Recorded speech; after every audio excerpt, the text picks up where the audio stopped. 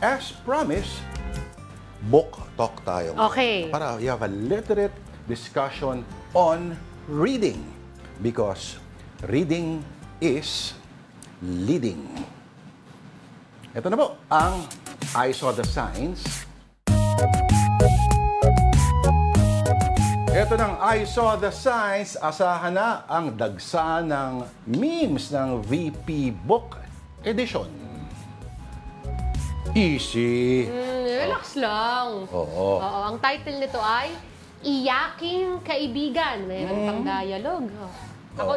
Ako yung blue. Sige, sige. Sige. Madam Ba yung may boses mo yan? Oh. Kaya mo yan. Kaya mo yan. Para Madam Chair, pinapoliticize niyo po yung budget ko. Inatanong lang naman kita kung tungkol saan ba itong libro mo. Not everything is about you. Sa ilalim nakalagay mga kwentong 10M ni Easy. Inday Lustay. 10 meters ba yan? Baka 10 meters, di natin alam kung ano ibig sabihin ng 10M na yan. Alright. Next. Dating magka-easy boy. Kwentong Unity. Kasi dating magkaibigan. Parang pasok naman dun sa ano. Pero nakakatakot yung mga mata nila, Tino. Parang Village of the Damned ang dating. Oo nga eh. Parang hypnotize sila. At yung isa letter S. May letter ba yung isa? Walang letter yung isa. Baka hindi naman yung presidente ngayon kasi walang letter eh. Kakawig lang naman yung buhok eh. Di ba? Baka iba. Yung next naman tayo. Game. Haba-haba ito. Easy. Ito. Bagyo baka mo, kaibigan ng Loro. Bye! Ito ay pinagtripan yung supposedly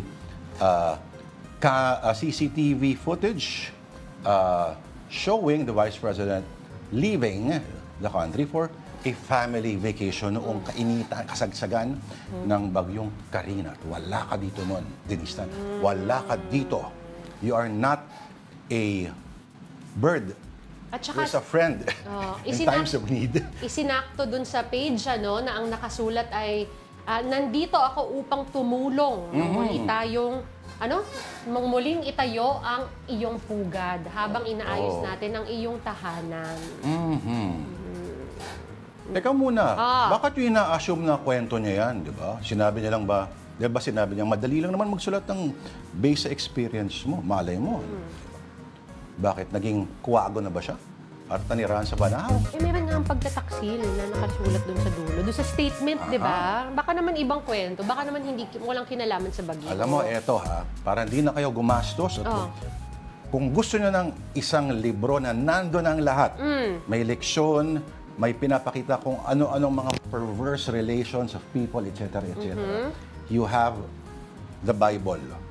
Nako, oo. Mahaba-habang basahan niya. Nako, andyan lahat, kalamidad, mga pagtataksil, etc., etc., everything is there. Kaya, pag una mong nabasa ang Biblia, etong lahat ng mga to wala nang sasyak sa'yo.